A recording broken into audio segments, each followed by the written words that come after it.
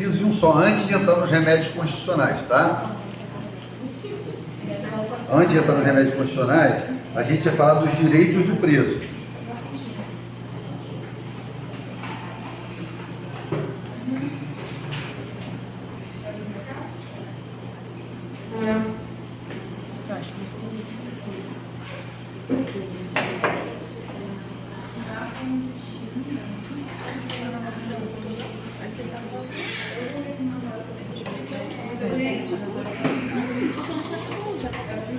Então, olha só, vamos lá. O 62, ele abre pra gente assim, ó. A prisão de qualquer pessoa é o local onde se encontra serão comunicados imediatamente ao juiz competente e à família do preso ou à pessoa por ele indicar. Então, o cara foi preso. Tem que ter uma comunicação imediata. Então, a comunicação da prisão é imediata.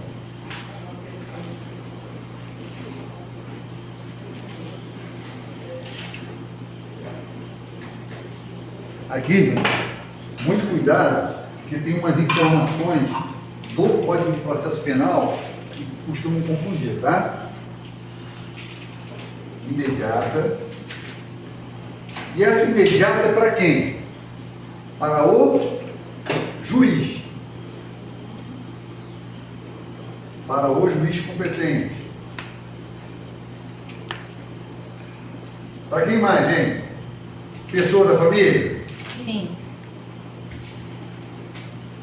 E se o cara não tem família? Alguém próximo, né? Pessoa por ele indicada, né?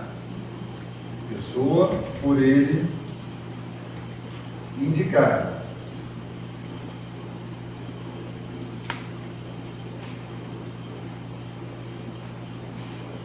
Ok? A comunicação da prisão, ela é até 24 horas ou ela é imediata? Imediata. Imediata. Cuidado. O Código de Processo Penal, ele vai falar lá pra gente que a lavratura do auto de prisão em flagrante é em até 24 horas. Ele vai falar pra gente que a emissão da nota de culpa para o preso é em até 24 horas. Mas a prisão, a comunicação da prisão, ela é imediata.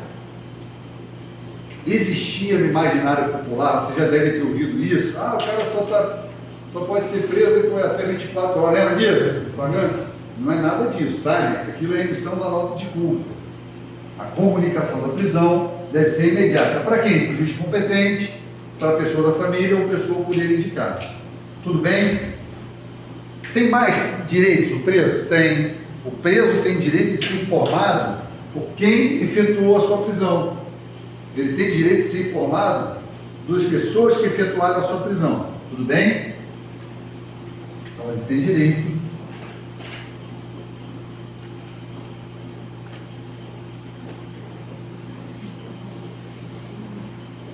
informado sobre quem compreendeu.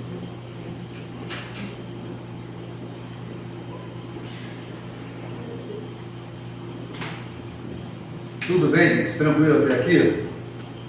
Vocês já viram no filme, quando o cara é preso, talvez uma das primeiras coisas que o cara fala assim, que o senhor tem o direito de ficar calado, não é isso?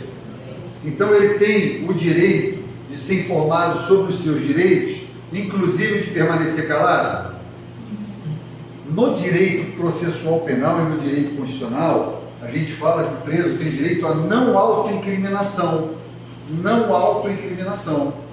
Pode parecer bobeira, mas esses detalhes precisam ser falados ao preso no momento da sua prisão. O senhor tem direito a ficar calado. O senhor tem direito a não falar nada. O senhor tem direito a saber o nome das pessoas da sua prisão. Isso se chama avisos de Miranda. Já ouviram isso uma vez ou não? Uhum. Avisos de Miranda.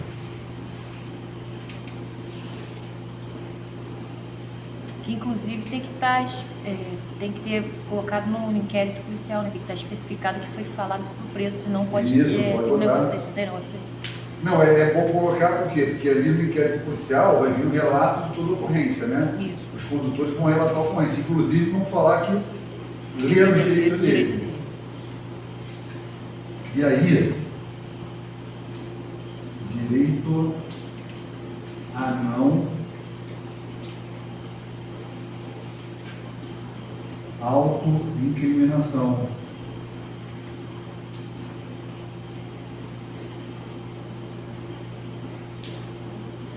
Direito a não autoincriminação. Esse é o mesmo caso do quando eles falam assim, que vão guardar silêncio? É o mesmo caso? O preso, É. ele pode falar, vou guardar silêncio. Eu vou ficar em silêncio. Eu vou me cuidar de ficar em silêncio. Ele pode. Tanto na fase processual, quando já for o processo rolando, quanto na fase ainda de prisão. Ele pode não falar nada. O preso tem esse direito. A testemunha tem esse direito. Tá? A testemunha, se calar quando deveria falar a verdade, incorre no crime de falso testemunho. Mas o preso não. O preso pode ficar calado. Porque ele tem direito a não autoincriminação. Exceto se ele fosse representar, não é isso? Ou ele também? Tipo assim, ele não tem advogado, ele mesmo vai... Mas aí, ele vai se defender, é isso? É. Mas aí ele não está fazendo as vezes de preso, ele está fazendo a defesa de... Sim, é nesse caso. Mas no papel de preso ele tem que cumprir, ele tem direito a ficar calado. Isso aí a gente chama no... A gente não, tem um nome, né, que a doutrina chama, é um nome estranhíssimo, tá, gente? Se vocês virem isso aí uma vez...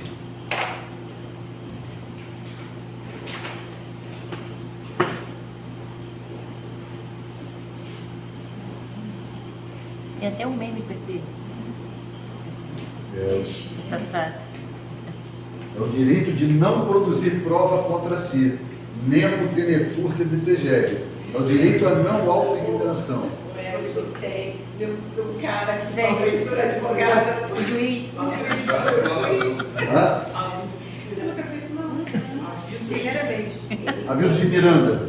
Ele fala Miranda. Ele fala assim. Aviso mesmo. Ele fala, aí o escritório olhando para cá. Aviso de Miranda. Tá? Então, olha só, o cara foi preso. Direitos: comunicação imediata da prisão ao juiz, à família ou à pessoa por ele indicar. Tudo bem? A ele também é dado o direito de saber que ele não está obrigado a se manifestar, ele pode ficar calado. Ok? E aí, a isso a gente dá o nome de avisos de Miranda e o direito a não autoincriminação, nemo tenetur se detegere. Fábio, e se não foi informado a ele sobre o direito de ficar calado? Isso vai gerar uma nulidade, é uma nulidade absoluta, é uma nulidade relativa.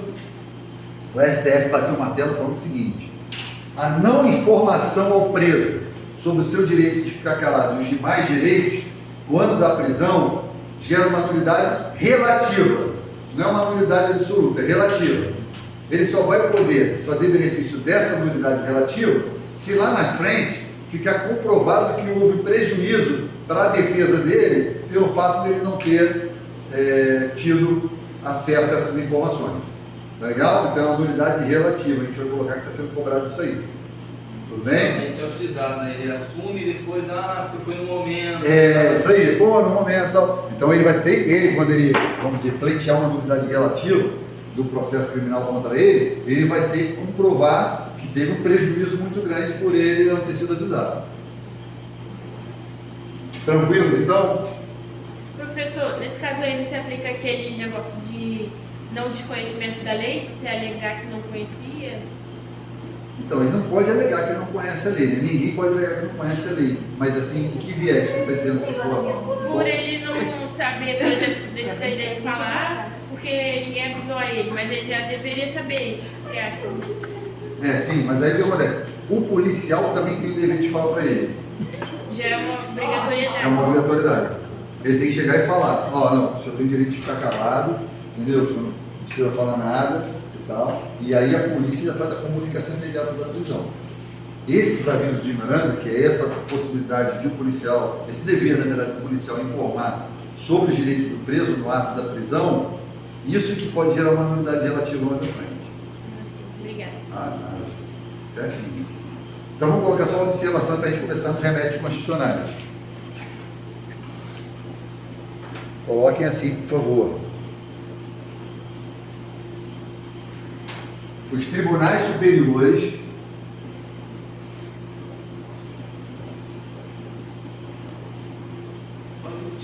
os tribunais superiores entendem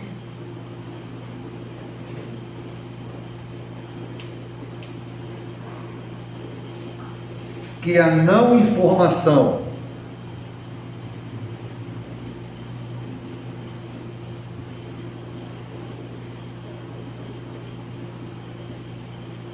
aos direitos do preso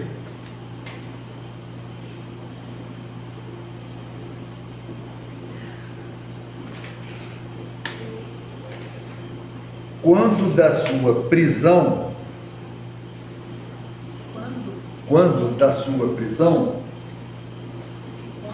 quando da sua prisão pode gerar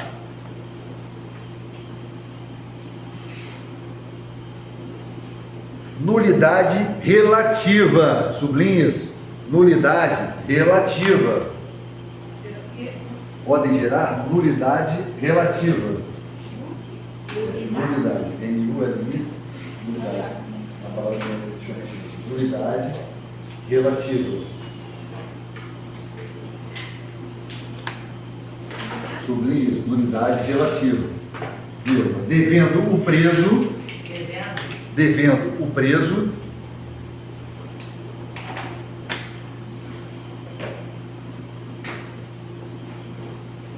comprovar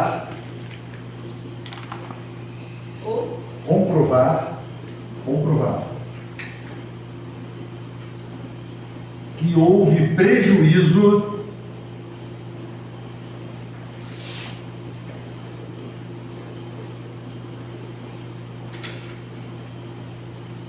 à sua defesa, devendo o preso comprovar que houve prejuízo à sua defesa. Nesse caso, se não houve prejuízo.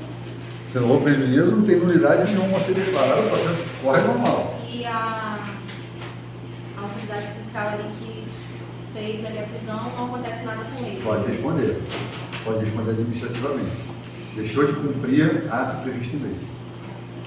Aí pode ser, se gerar uma repercussão civil, aí pode ter a responsabilidade objetiva do Estado de embarcação agressiva, e se gerar uma responsabilização administrativa também.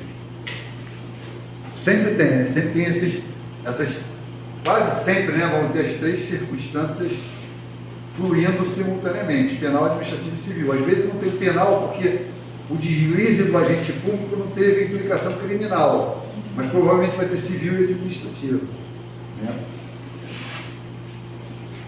Tranquilo, gente? Então vamos falar do habeas corpus. Primeiro remédio constitucional aqui.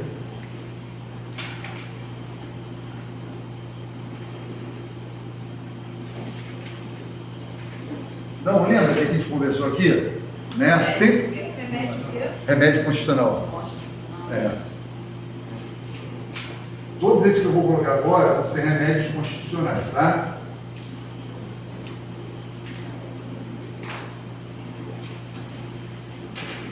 Boa.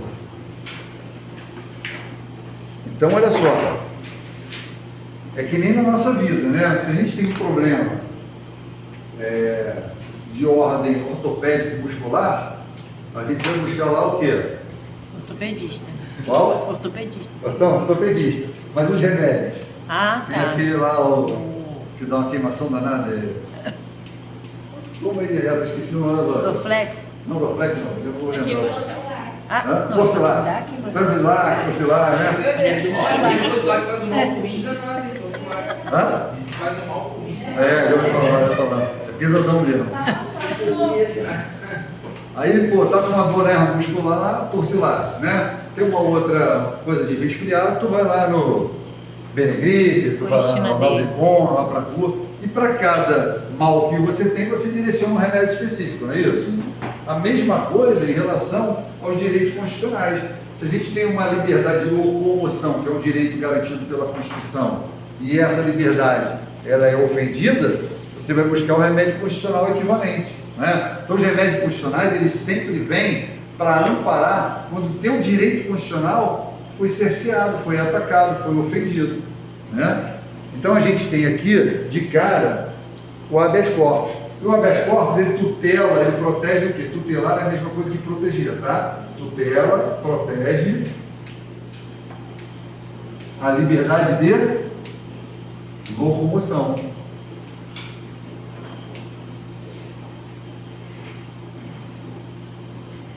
Então vai tutelar a liberdade de locomoção.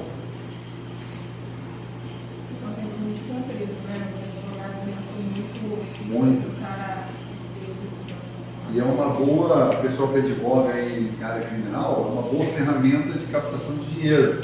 Porque quando a pessoa, né, o bem jurídico em liberdade, ele é muito valioso, né?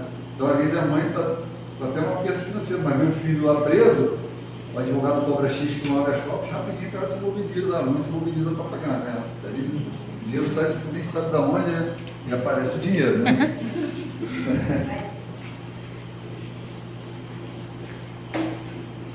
E essa restrição à liberdade de locomoção, ela vem através de uma ilegalidade, de uma coação. Então, não é uma forma legal de restrição da liberdade de locomoção, é uma forma ilegal. O cara foi preso ilegalmente, o cara está restrito em lugar ilegalmente. Quando há essa ilegalidade, há a possibilidade de um remédio constitucional chamado habeas corpus para acabar com essa restrição à liberdade de locomoção. Tudo bem? Tranquilo até aqui, gente? O que mais que a gente precisa saber sobre habeas corpus? A Amanda mesmo já me falou ali aquela hora, né? A gente precisa saber que o HC ele é gratuito. E ele não precisa de advogado. Não precisa de advogado. Então o próprio pode interpor o habeas corpus em favor de si mesmo.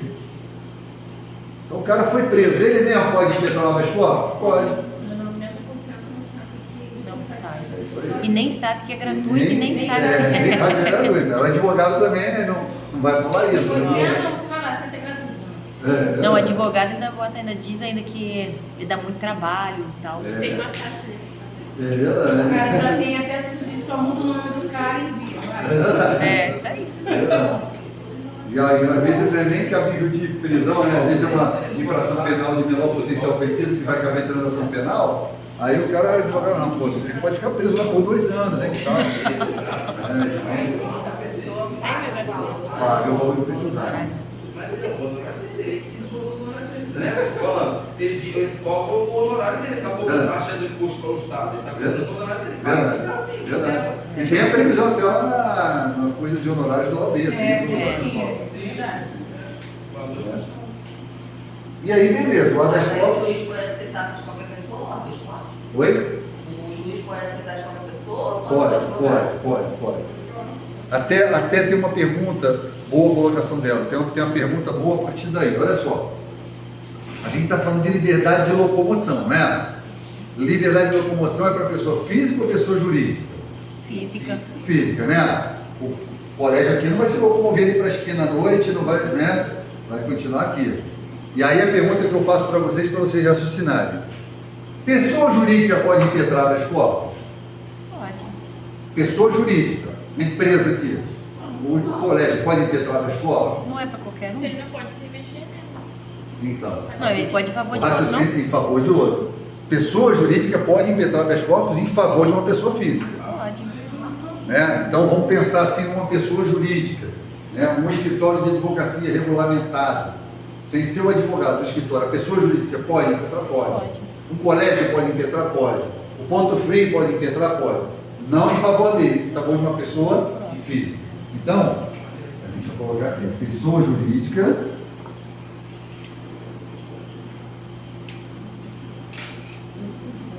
como impetrante. Impetrante é aquele que impetra o habeas corpus, tá bom?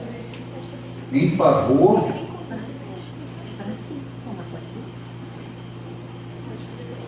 de pessoa física. Tudo bem? Quem recebe o emocional. Vamos trazer para o nosso negócio aqui. Quem recebe o Torcilax lá? É o paciente, né? Quem impetra o habeas corpus? É o impetrante. Tudo bem? Então, o nosso problema na prova veio falando em paciente. Quem é o paciente?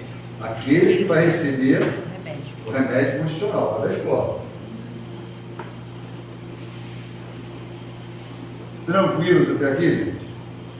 Bem completo, né? Bastante coisa, né? Mas tem mais, ó. Tem mais coisa que possa cair. O habeas corpus, a gente conhece ele em regra, nesses exemplos que eu estou trazendo aqui. O cara foi preso, vamos imaginar que eu estou saindo daqui, estou indo ali pegar o carro, me confundem com alguém. Você não deve, você não deve. Média, né? Retício. E aí eu sou preso ilegalmente. Vocês aqui estão vendo, rapidamente vão se mobilizar e fazendo papel um habeas corpus para me defender lá, né? Beleza, está valendo. Nesse caso, esse habeas corpus, ele é preventivo ou ele é repressivo? Repressivo, que vem depois, né? Porque já veio a minha liberdade de locomoção restrita, não teve? Se o habeas corpus é depois da restrição de liberdade, ele é repressivo. Mas cabe habeas corpus preventivo?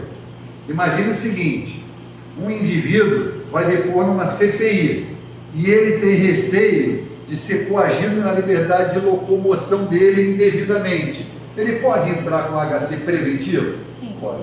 Então o HC ele pode ser repressivo e preventivo. Tá legal? O HC repressivo ele é materializado por um instrumento. E o HC preventivo é materializado por outro.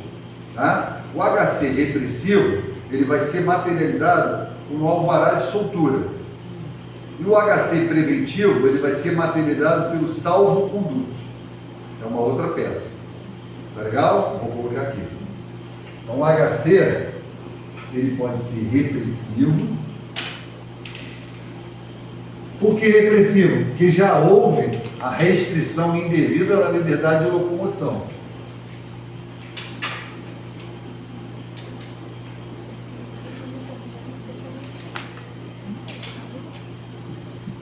Já sei que aqui já vocês não vão precisar, mas se souber precisar ali, não vão pagar advogado mais, né? Já valeu por isso, né?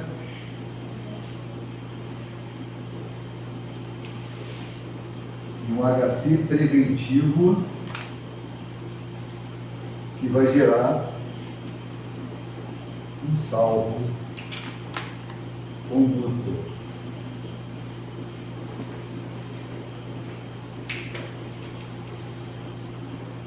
Professor, no caso preventivo, usando esse exemplo da CPI, na própria CPI que ele verbaliza esse desejo do habeas corpus preventivo ou antes do início da CPI que ele faz essa petição? Normalmente é antes.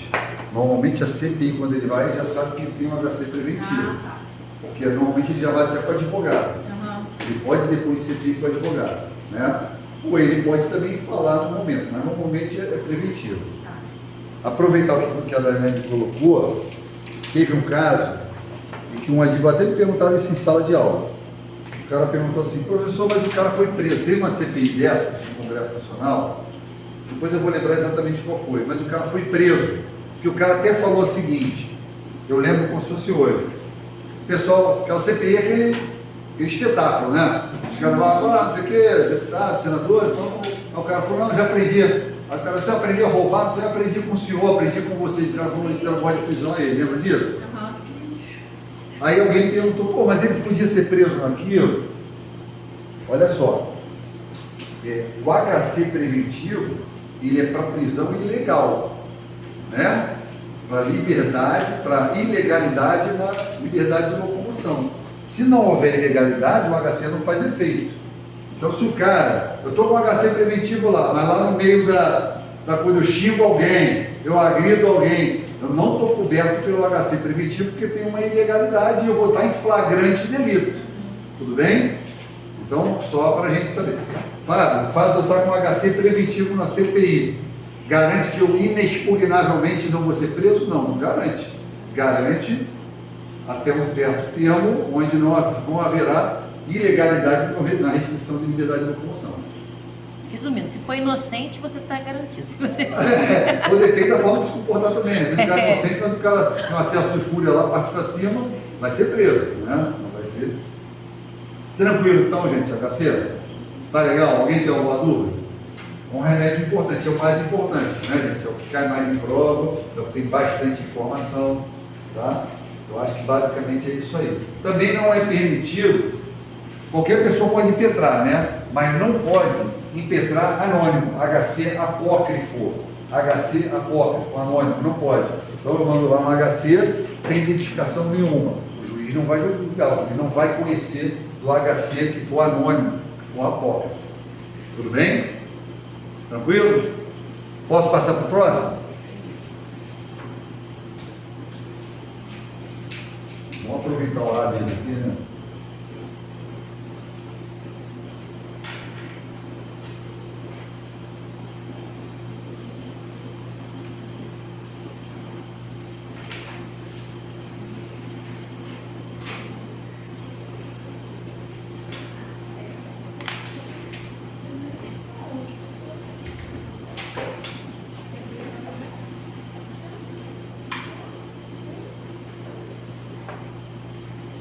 Habeas data.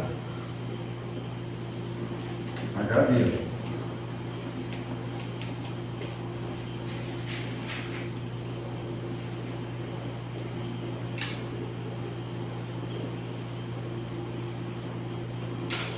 Vamos começar devagarinho. A gente já viu aqui que para cada ilegalidade, né, para cada afronta a um bem jurídico, vai ter um remédio constitucional equivalente, né? Se lá no HC era a liberdade de locomoção, aqui é a negativa de informações acerca da pessoa interessada. Então eu chego na prefeitura e quero informações a meu respeito. Eu chego numa repartição pública federal e quero informações a meu respeito.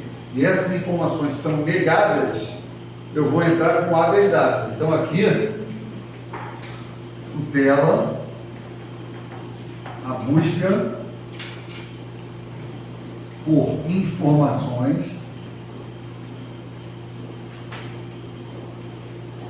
sobre o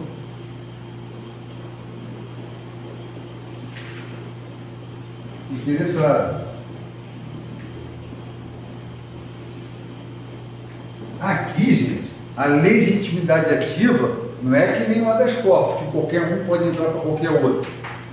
Ok? Aqui tem que ter legitimidade. Eu entro com informações a meu respeito. Ou, se eu tiver um parente falecido, eu posso buscar informações do falecido. Mas eu não posso, por exemplo, entrar com HD para pedir informações do meu vizinho, que lhe foram negadas. Ok? Então o HD tem essa característica. O HD é gratuito? Sim. Sim, é gratuito. E ele precisa de advogado? Não. Precisa. Precisa? O HD não é que nem o HC, ele precisa de advogado. Mas se a informação é sua, você não tem o direito de Mas aqui recorrer? você já está buscando no âmbito judicial. Já foi negada administrativamente.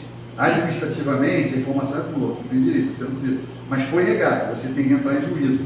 Vai ter a petição inicial. É uma ação como outra. Né? Então vai precisar. Você não solicitaria como HC, você teria que solicitar com a representação de advogado. Isso. No HC você precisa do advogado? Não precisa, então. No caso, não Esfera seria nenhuma. como. Não seria como o HC. Não seria como o HC. A única, o que é parecido com o HC é a gratuidade, tá? Porque a Constituição garante a gratuidade. Agora, o HD, gente, além de você buscar informações suas que lhe foram negadas, tem uma outra situação. Você tenta retificar uma informação a teu respeito constante em bancos públicos de dados e não consegue administrativamente. Aí você também entra com o HD. O HD, ele serve para isso também. Retificação de informações erradas a teu respeito. Retificação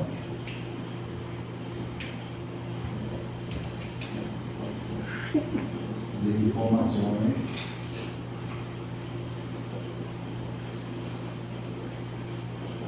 erradas sobre o interessado.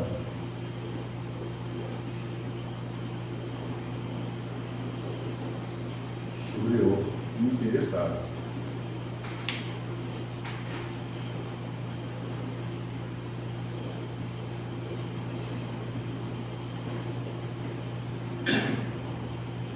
E essas informações devem estar onde? Em bancos de instituições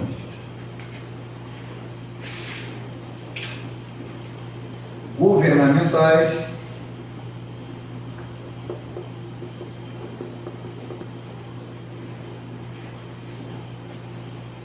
ou de caráter público.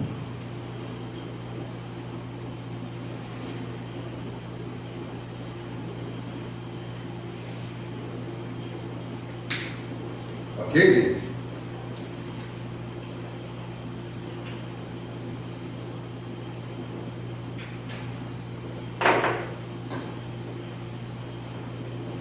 Então, aqui, como regra, aquele que vai ser alvo de um HD vai ser uma instituição governamental ou uma instituição que não seja governamental, mas tenha dados de caráter público. Então, você vai buscar, através da ação judicial de habeas data, a informação a teu respeito. Tudo bem? Tranquilo aqui, gente? Tem uma coisa que eu lembrei agora sobre o HC, que já caiu em prova. O HC, ele só é cabível quando, HC, estou voltando, tá? Quando a liberdade de locomoção é restrita por agente público, ou também cabe HC contra pessoas privadas? Hã? Ah, tá vendo? Eu estou lendo muito pensamento. Então, olha só, imagine o seguinte, a situação primeira que eu trouxe lá do HC, né? Eu saí aqui, o policial me prendeu, né? Ilegalmente, vocês agente público, né? Cabe HC. E instituição privada. Vamos pensar um exemplo aqui. A gente está aqui dando aula, tá? Aí na hora que a gente está saindo aqui, a dona do curso, eu saio todo mundo, na hora que eu vou sair, ela tranca a porta, eu fico preso aqui dentro. Aí ela fala assim, não vou soltar você não e tal, porque acho que você não cuidou bem do meu quadro e tal, não vou liberar vocês não. É uma prisão ilegal? Sim. A minha liberdade de locomoção está sendo ilegalmente restrita? Sim. Cabe habeas corpus? Cabe habeas corpus. Por exemplo, eu estou internado em um hospital privado, particular, e aí não pago uma determinada taxa. O hospital não me deixa sair. Cabe habeas corpus? Sim. Sim. A minha liberdade de locomoção não está sendo restrita? É uma pessoa jurídica de direito privado, não é? Então cabe habeas corpus contra atos de particular. Tá? Lembra sempre desse exemplo. Tranquilo, gente? Então, HC e HD. Estamos tranquilos? Vamos para o próximo. Mandado de segurança. Só uma questãozinha. Essa retificação também necessita do advogado, caso eles não... Se for pela via do HD, sim. Pela via do HD. Qualquer coisa pela via do HD é o advogado. Vou informar essa área. Professor, na questão de solicitar para um parente falecido, é qualquer grau de parentesco ou tem a... Então, os julgados que eu vi foi sempre em face do cônjuge falecido. Os julgados que eu vi foi sempre... Eu até imagino que tenha jurisprudência que eu desconheça em relação a outros parentes. Mas os julgados que eu vi são... Mas talvez o responsável pelo inventariante também responda. No caso. Agora, qualquer um não. Qualquer Sinceramente, um o que eu vi foi só do cônjuge falecido. Já vi mais de um julgado até. Tá? E já caiu essa do cônjuge falecido em prova, inclusive.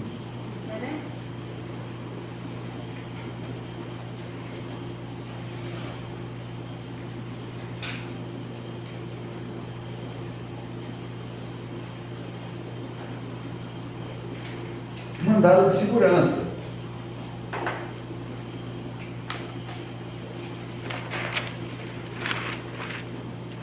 Mandado, tá, gente? É diferente de mandato, né? Mandato é o que um prefeito vai cumprir, vai ficar 4 anos. Um deputado vai cumprir. Mandado é uma ordem. Mandado... Tem até um macetezinho, né? Dou de documento, mandado data ou de tempo. Você não sabia. Uma prova discursiva, né? Se o cara errar um negócio desse, é um mandado de segurança, o MS. E a primeira coisa que a gente precisa saber sobre o mandado de segurança é que ele é residual. Pô, Fábio, que negócio é esse residual? Olha como é que a Constituição fala pra gente, ó. Considere-se mandado de segurança para proteger direito líquido e certo, não amparado por habeas corpus ou habeas data. Ou seja, só vou usar mandado de segurança quando não couber HC ou HD. Então, é residual. É o que sobra, ok? Então, na matéria do mandado de segurança, não caberá tutela por HC ou HD. Se o assunto for liberdade de locomoção, eu vou para o HC. Se for acesso a informações pessoais, eu vou ao HD. Se não for nada disso, e tem o direito de ser restringido, e esse direito é líquido e certo, eu vou para o mandado de segurança. Ok? Então, essa é a primeira informação. O mandado de segurança ele não é gratuito e precisa de advogado. Não é gratuito e precisa de advogado.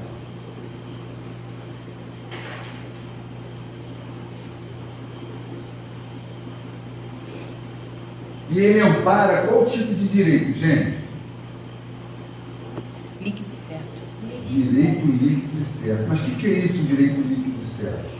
Não há dúvida de... Isso, é.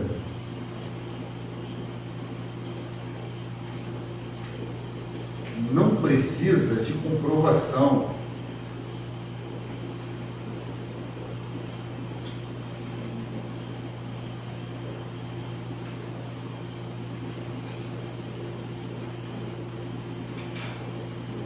É comprovado de plano.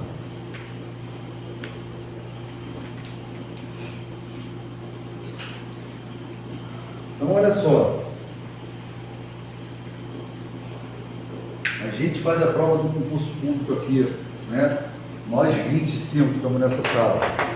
Eu sou o 25º, meu amigo aqui é o primeiro. Quem tem que ser nomeado primeiro? Eu ou ele? Ele. E eu sou nomeado antes dele. Ele vai entrar com HC? Tem alguma coisa a ver com liberdade de locomoção? Não.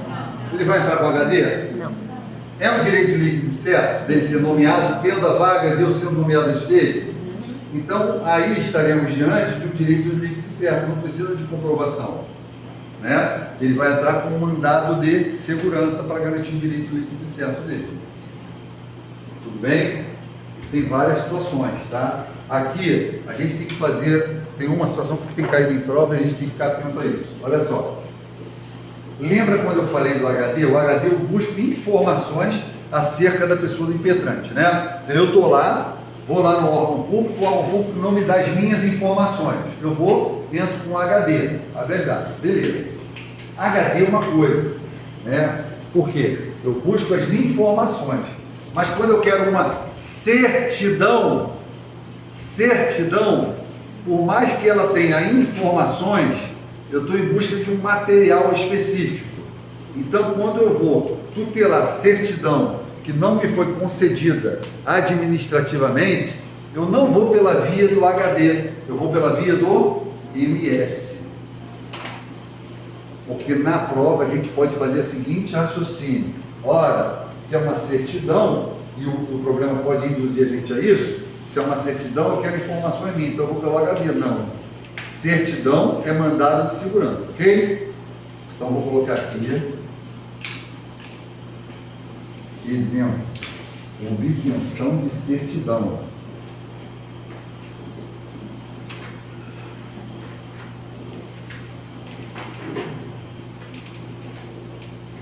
Obtenção de certidão. Cuidado com isso, tá, gente? Nunca ouvi falar essa. Isso aí já caiu em prova.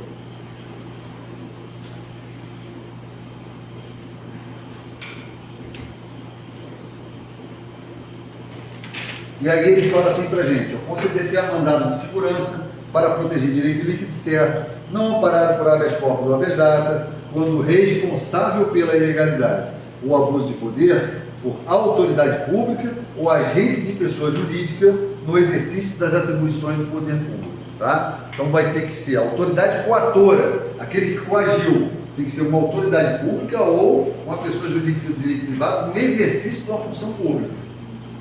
Tudo bem? Tranquilo até aqui? Só que a gente também tem o MS coletivo. O MS coletivo. Então a gente tem o MS individual e o MS coletivo. E esse MS coletivo, ele tem algumas pessoas que estão legitimadas a entrar com o mandado de segurança coletivo. Imagine o seguinte: a gente tem um direito aqui nosso, nós aqui da sala, e aí eu falo, eu vou entrar com o mandado de segurança coletivo. Eu não sou legitimado para isso. Eu não posso entrar. Por quê? Porque a Constituição e a lei de mandado de segurança trazem situações específicas em que alguém poderá entrar com mandado de segurança coletivo. Então a gente vai ter partido político com representação no Congresso Nacional, entidade de classe legalmente constituída há pelo menos um ano. Esses são legitimados ativos para entrar com mandado de segurança coletivo. Não é qualquer um, não é qualquer entidade de classe, não é qualquer sindicato. Tudo bem? Vamos colocar uma observação embaixo disso aqui no nosso caderno. É o artigo 107, né? Oi? É o artigo 107 que fala de legitimados, né? Isso da Constituição? Da Constituição que fala de legitimados para... legitimada ativa da mandado de segurança? É. Aqui é o 69. Ah, é? 569. 107 que tinha ouvido. Da Constituição. É, Mas tem uma lei própria de mandado de segurança.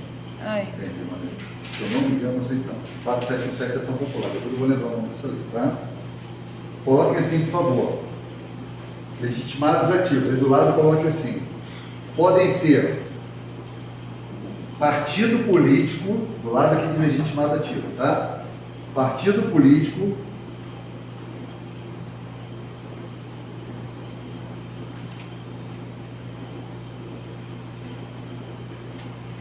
com representação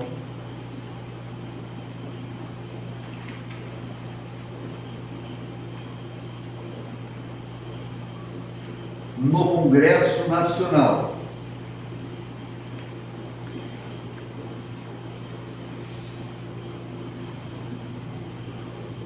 Aí abra um parênteses, coloque assim: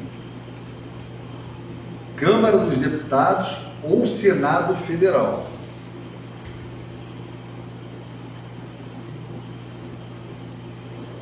Câmara dos Deputados ou Senado Federal. Ou Senado Federal.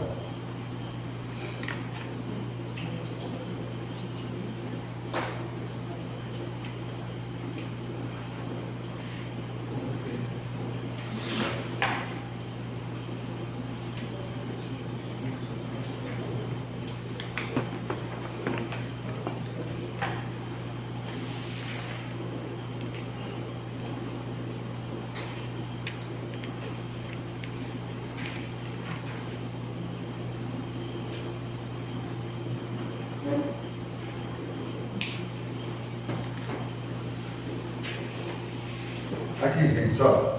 O Poder Legislativo Federal, ou seja, o Poder Legislativo na União, ele é exercido pelo Congresso Nacional, que é composto de duas casas, Senado Federal e Câmara dos Deputados, ok?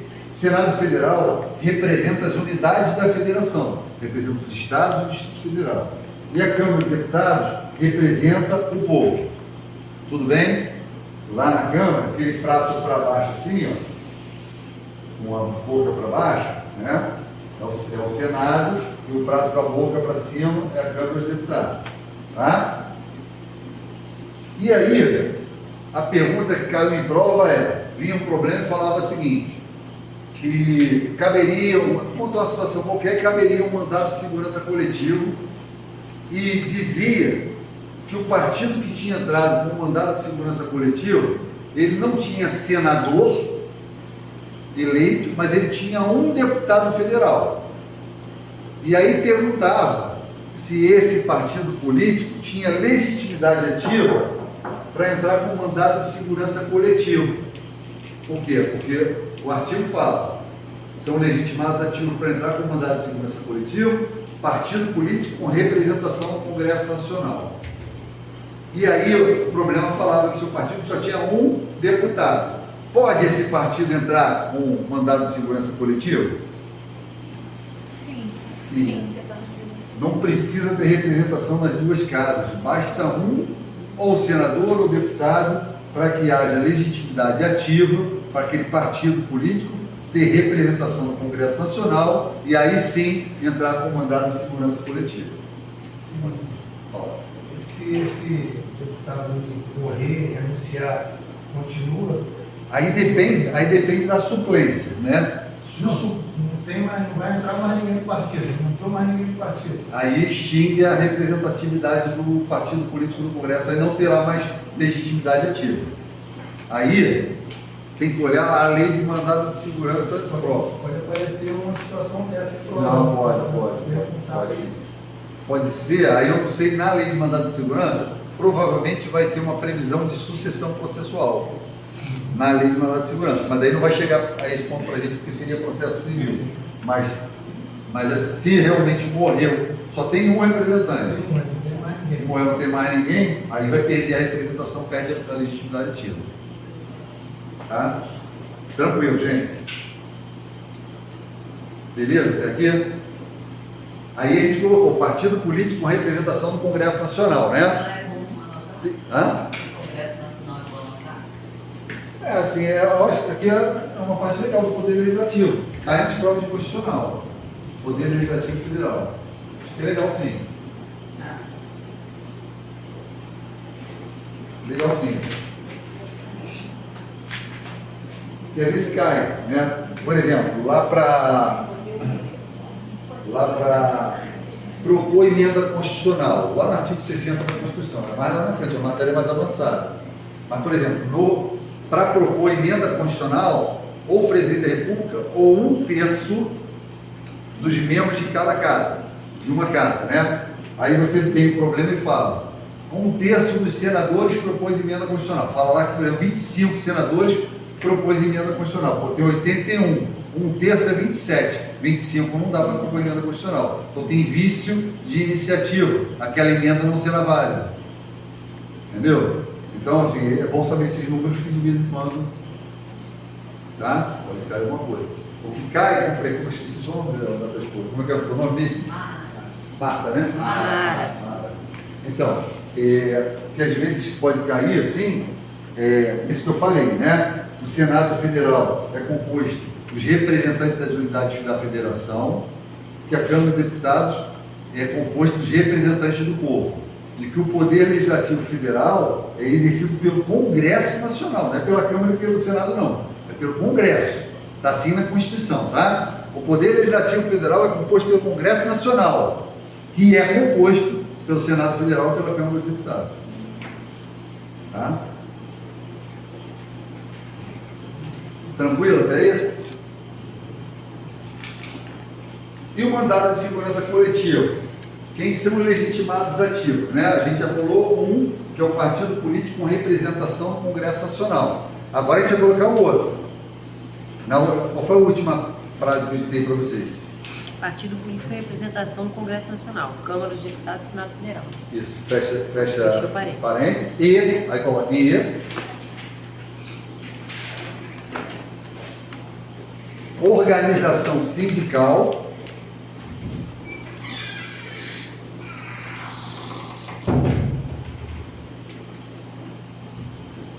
vírgula, entidade de classe sindical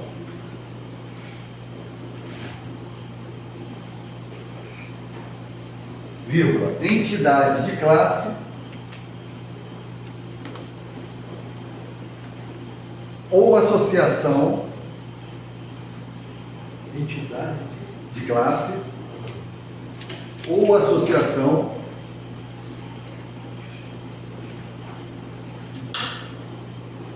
legalmente constituída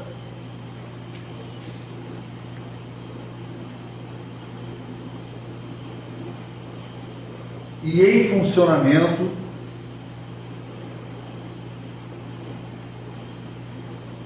há pelo menos um ano, sublinha isso, há pelo menos um ano. E em funcionamento há pelo menos um ano.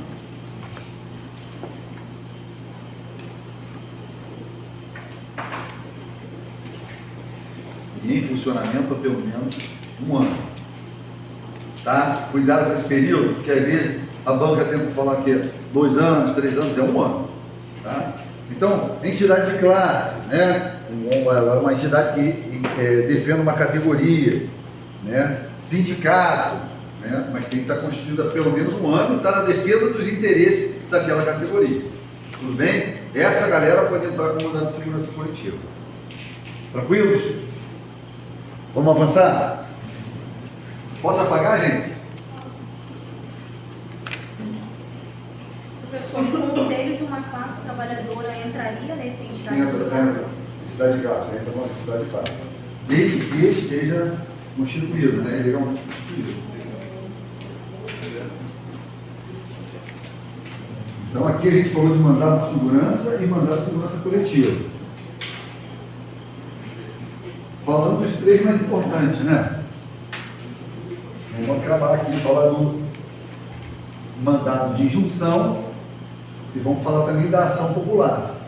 Professor, os genéticos constitucionais têm um período para ser solicitado? Oi? Eles têm um período para ser solicitado? Tipo, Sim. O prazo do mandado de segurança, o período para ser exercitado, você está falando, né? O mandado de segurança é 120 dias. O habeas corpus não tem período para fixar, mas o mandado de segurança tem prazo decadencial de 120 dias. Tá? Se quiser colocar no mandado de segurança, porque na própria lei do mandado de segurança fala.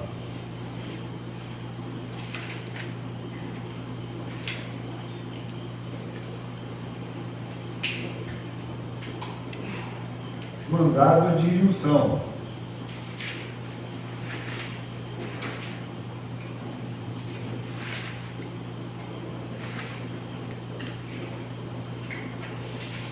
Olha só, o mandado de injunção, ele vem socorrer o indivíduo quando há ausência de norma regulamentadora. Falta uma norma. Lembra quando a gente estudou aqui junto, poder regulamentar? Até tratei na época a questão das resoluções do CONTRAN. Tem o CTB, que é a Lei 9.503 de 97, é uma lei, né? E tem as resoluções, que é o poder regulamentar, que vem para complementar e facilitar a execução da lei de trânsito. Não é isso? As resoluções do CONTRAN, que são resoluções, atos administrativos normativos, que vão facilitar a execução da lei. Tudo bem? Então, o que vai acontecer? O mandado de injunção, ele vai existir sempre que a ausência da norma regulamentadora tornar inviável o exercício de direitos inerentes à soberania, nacionalidade e cidadania. Então, olha só, a Constituição traz para a gente direitos das mais diversas espécies, né? Direito à cidadania, direito à nacionalidade, né? Direito à soberania. E aí, no meu exercício de direito à cidadania, eu dependo, por exemplo, que uma norma do Congresso Nacional venha a facilitar a execução daqueles direitos. Mas o Congresso Nacional não edita a norma. É correto que eu, indivíduo, nós indivíduos, por conta da inércia do Congresso Nacional, deixemos de exercer o nosso direito? Não, nós vamos ter um remédio constitucional para isso, que é o mandado de injunção. Então, o mandado de injunção, ele atua na omissão legislativa, ele vem suprir a omissão legislativa. Ou seja, o Congresso Nacional não atuou. Quer dizer que eu não vou ter o direito? Não, vou entrar com um mandado de injunção. Ok? Que é uma ação. Como se fosse combater A falta de uma lei, por exemplo. É isso, como fosse combater. Quer ver um caso que estava rolando há um tempão? E aí resolveu-se de outra forma, mas caberia mandado de injunção. Lá na Constituição tem o direito de greve do servidor público civil, né? É garantido ao servidor público civil o direito de greve nos termos de lei específica, mas não veio a lei. O Congresso Nacional nunca editou a lei do exercício de greve do servidor público civil, né? O policial civil, policial penal, né? O indivíduo, o seu analista do Detran. Então não tem. E aí o que acontece? O cara não vai ter o direito de greve? O direito de greve está na Constituição. Ele não vai ter o direito de greve? Então, como o Congresso Nacional não editou a norma, não legislou, ele ou se omitiu, ou caberia mandado de injunção para garantir o exercício do direito de greve. No caso em concreto, resolveu-se de uma outra forma. O STF, o que fez? Ele julgou, ele fez uma interpretação conforme, julgando que os casos de greve do servidor público civil seriam aplicados à lei da iniciativa privada. Então, aplicaria-se a lei da iniciativa privada para as greves do servidor público civil, utilizando os mesmos parâmetros, tá? E as mesmas restrições. Mas caberia o mandado de injunção. Ok? Então, visa combater, suprir a omissão legislativa. E, sobretudo, nos direitos inerentes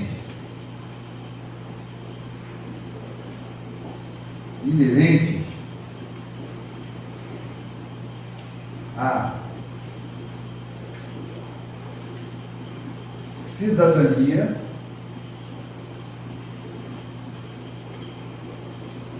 nacionalidade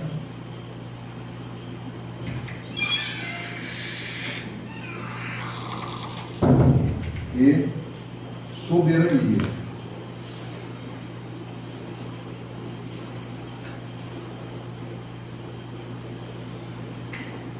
Tá? Tá com dúvida, né? Eu ia perguntar se seria a ver com aquela lei em branco. A lei penal em branco, não, porque a lei penal em branco também é uma omissão, né? A lei penal em branco, lá do direito penal que está falando, né? Não, porque a lei penal em branco não tem a ver com esses assuntos. O mandado de injunção, ele só serve para suprir lacunas nesses assuntos: cidadania, nacionalidade e soberania. E lá é matéria penal, né? A lei penal em branco é quando o legislador não descreveu suficientemente na norma e precisa da ajuda de um outro diploma para complementar a lei, não é isso? Tipo lá a portaria da Anvisa de drogas, que vem complementar a lei de drogas, né? Professor, tem também na Constituição, eu estava lendo esses dias, lá fala sobre o crime do patrão, né, o empregador, reter o salário por vontade própria, que é como um crime, né? Isso. E vai falar na lei específica, igual o senhor falou ainda agora, só que não tem lei específica nem entendimento nada do STF, aí fica em aberto, né? É, e lá ele considera crime a retenção dolosa, né? Só dolosa. É, isso. Só dolosa, isso aí. Aí o que acontece? Quando não tem base legal para fazer o julgamento, o juiz ele não pode deixar de julgar alegando omissão ou lacuna na lei. E aí o que ele utiliza? A analogia, os costumes e os princípios gerais de direito. Ele vai achar tipo uma conduta parecida? Vai achar uma coisa parecida, aí, perfeito, vai achar uma coisa parecida, ou ele vai usar os costumes ou os princípios gerais de direito. Para estabelecer também tipo tempo, essas coisas assim de pena, né? Não, mas... Não uma pena, mas... Mas um tipo caso de análogo, omissão. assim, um caso análogo. Ah, Tá? sim, obrigada. Nada. Tranquilo aqui, gente? No mais, o mandado de injunção, ele segue o mandado de segurança. Então, o que se aplica para o mandado de segurança, se aplica para o mandado de injunção. É possível, desde que tenha legitimados ativos, né? Precisa de advogado, precisa pagar custos, tudo ele segue o mandado de segurança. Pode acontecer de ser negado? Pode. Pode. Qualquer remédio constitucional? Pode. Imagina o seguinte. Traz aquele exemplo aqui, né? Não vou nem botar o MEV, não, vou botar eu mesmo. Cheguei lá, fui preso. Aí, tá inocente e tal, entrou com habeas corpus. Entraram com habeas corpus pra mim, ó. Pô, beleza. Aí, só que na hora verificaram o seguinte: peraí, o cara tem a ficha limpa, mas quando saiu daqui, ele agrediu o policial. ele agrediu um policial, então a prisão era ilegal ou legal? Era Eu agredi, ilegal. vamos dizer, não tinha nada para ser preso. Mas quando eu estou saindo daqui, né? Aí o policial ficou me olhando, eu agredi o cara e fui preso. Essa prisão é em flagrante, não é? Eu agredi? Ela é legal ou ilegal? É legal. Legal. Você não sabia, tá com HC para mim, né? Pô, Fábio bonzinho, vou entrar com HC aqui para ele e tal, não sei o quê. Esse HC não pode ser negado? Pode. O juiz vai falar assim, não, peraí, ele não tinha nada, mas ele agrediu o policial lá, foi preso em flagrante. Tá valendo. Então, os remédios constitucionais, eles podem ser delegados. Tá? Tranquilo então, gente? Então todo o restante vai ser igual ao mandado de segurança, só esse Ele vai seguir o rito do mandado de segurança. Essas são peculiaridades do mandado de injunção. separados. É. E como saber se é um ou outro? Pode se confundir, já que são parecidos? Não, o que acontece? O mandado de injunção ele tem uma característica muito própria que é uma omissão legislativa. Né? O mandado de segurança não é uma omissão. No mandado de segurança houve uma restrição a um direito. Houve uma ação positiva de restrição. Aqui não, tem uma omissão. O legislador deixou de legislar. Por isso que ele não vai ser difícil ter, no caso de dificuldade. Ah, tá. Entendeu? O limite está bem coisa. E aqui também é o seguinte, os assuntos são restritos no mandado de injunção. Entendi. Tá? E por fim, mas não menos importante, a ação popular.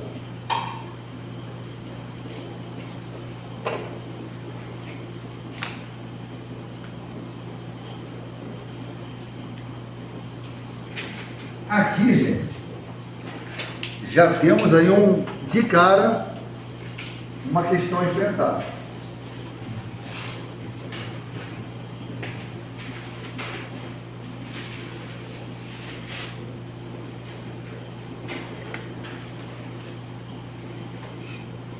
Legitimado ativo é aquele que pode propor a ação, tá? Legitimado ativo é aquele que pode propor a ação. E aí a Constituição fala assim pra gente, ó.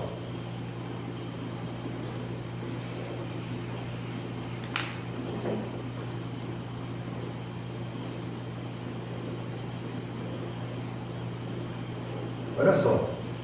Fala assim pra gente. Qualquer cidadão é parte legítima para propor a ação popular. Cidadão é sinônimo de pessoa? Não. Não. Tem uma diferença de cidadão para pessoa, né? Uma criança de 15 anos é pessoa? É. Mas é cidadão? Não.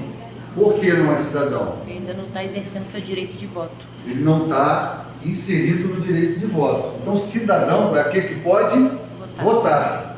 Então, adolescente pode entrar com ação popular com menos de 16 anos? Não. Não. Pessoa jurídica pode entrar com ação popular? Não. Não. Aqueles que não podem votar, por exemplo, aqueles que foram condenados, tem condenação criminal transitada e julgada, então está suspenso os direitos políticos, pode entrar com ação popular? Não.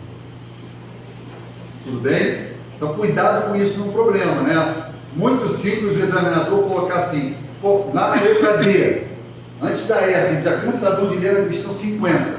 Qualquer pessoa pode entrar com ação popular, igual todo o resto contrário, todos os restos certinhos. Qualquer pessoa pode propor ação popular contra ato lesivo à moralidade pública, ao meio ambiente, isso o cansador é essa aí mesmo, não é qualquer pessoa, qualquer cidadão, tá? Aí a gente vai colocar no caderno. Não é qualquer pessoa.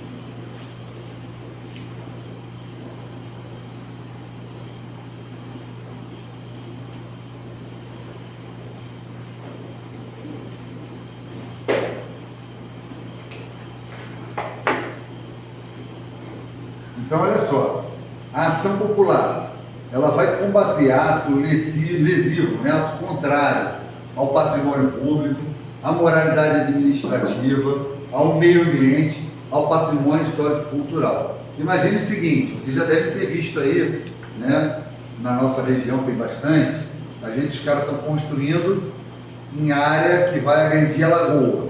Vocês já viram aqui, né? E aí o Ministério Público que vem e faz o quê? Entra com uma ação popular, né? Entra com ação popular para combater o ato lesivo, né, ao meio ambiente. Tudo bem? O Ministério Público também pode, tá, gente? Aí é qualquer cidadão, mas o Ministério Público também é legitimado. Aqui, a gente tem uma coisa importante aqui para falar. A gente está falando do HC, que ele é gratuito, não é? E o HD também é gratuito. E o MS não é gratuito. E o MI não é gratuito. A ação popular é o meio termo, está no meio do caminho. O que a ação popular pode fazer?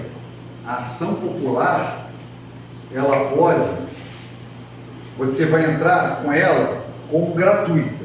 Mas se ficar comprovado que houve má fé em você entrar com ação popular, porque imagine o seguinte, eu moro no município e eu não gosto de um determinado prefeito, de um determinado político. E aí, eu entro com ação popular falando que ele está ofendendo a moralidade administrativa. Eu sou cidadão, em tese eu posso, né? Mas aí depois se comprova que eu não tinha nenhuma prova, nenhuma evidência fidedigna disso. Mas eu era inimigo do cara, não gostava do cara e estava comprovado que eu entrei com ação popular por má fé. Nesse caso, eu não fico mais isento das custas. Eu pagarei todas as custas. Tudo bem? Se não tiver má fé, a ação popular é gratuita. Se tiver má fé, eu pago. Ok? Vamos colocar no nosso caderno uma observação para a gente fechar o nosso encontro. Coloquem assim, por favor. O autor da ação popular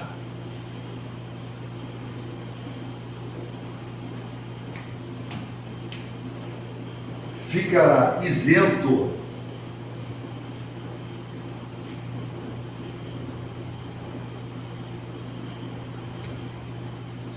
das custas judiciais.